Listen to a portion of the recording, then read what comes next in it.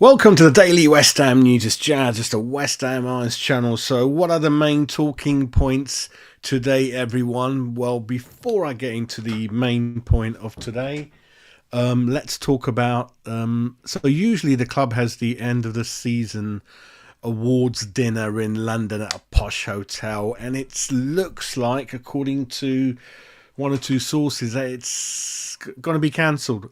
It's going to be cancelled.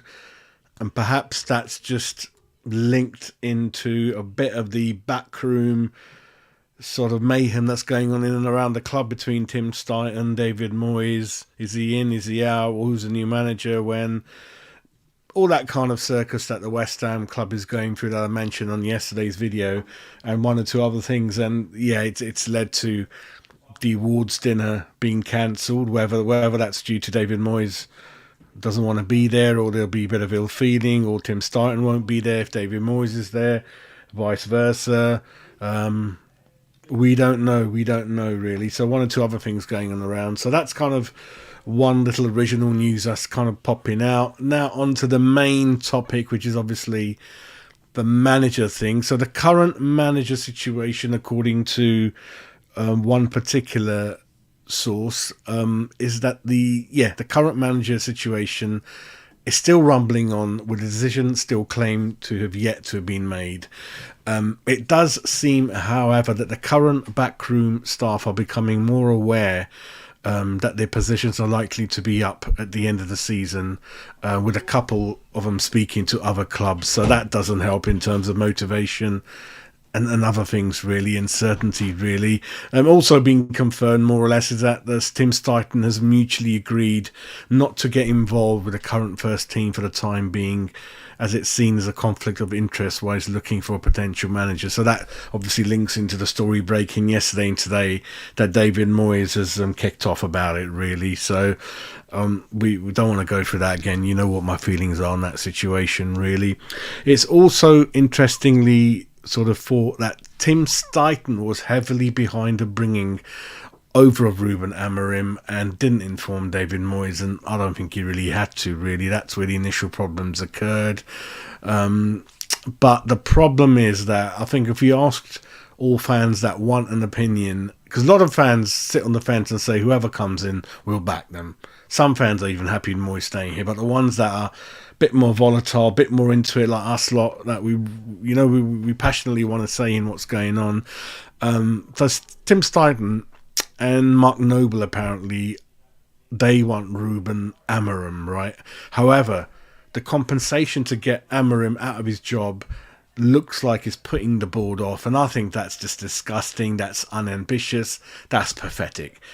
They're arguing about the manager, the right manager, which is such an important role, more than perhaps even any player on the pitch, right?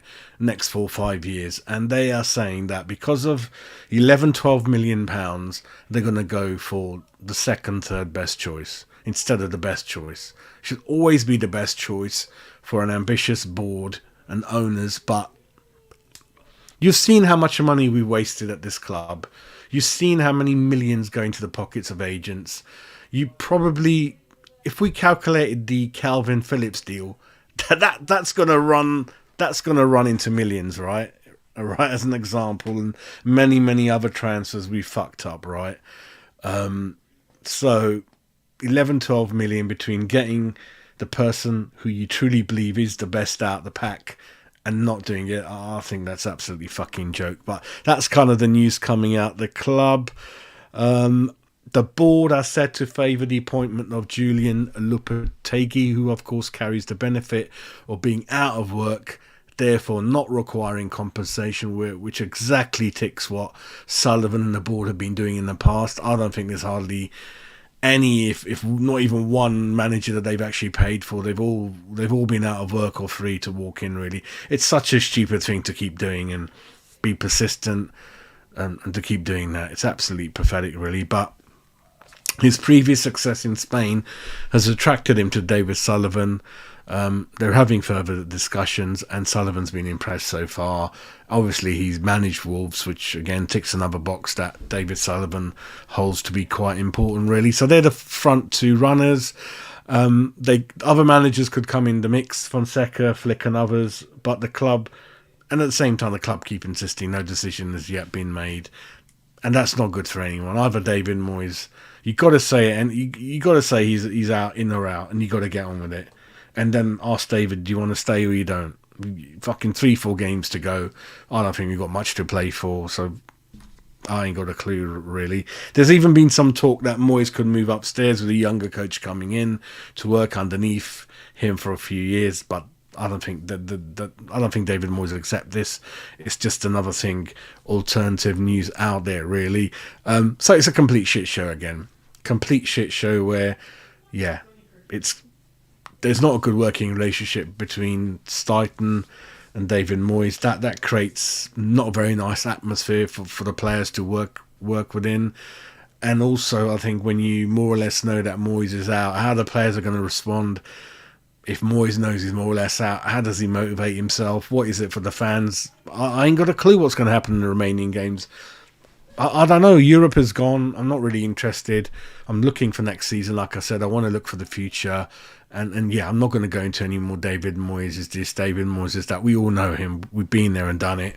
Shake it all about. The passion for me is looking forward, and that's why I do those manager tactics videos. I will be doing one on Lopetegui because I don't know much about him, and I don't think a lot of you do either. So that video could be coming out today or latest tomorrow on the tactics of Julian Lopetegui, really. So that's the main news.